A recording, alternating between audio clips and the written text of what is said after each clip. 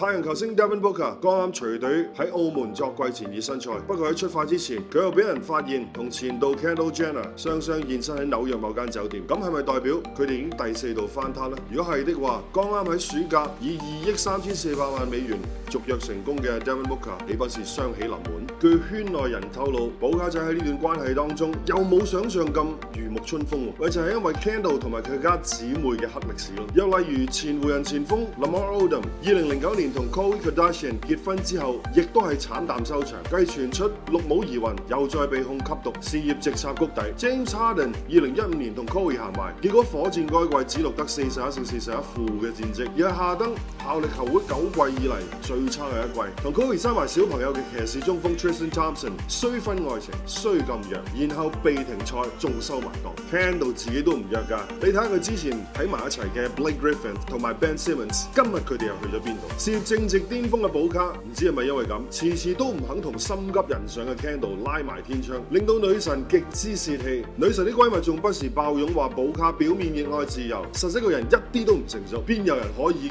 幾日唔打電話或者發信息俾自己女朋友㗎？你唔妥我，我又唔舒服嘅情況之下，點解兩個家姐又第四度翻攤呢？想知道更加多 NBA 得意消息、股際及最新動態，請馬上 follow NBA Outsider 以及 VBase HK。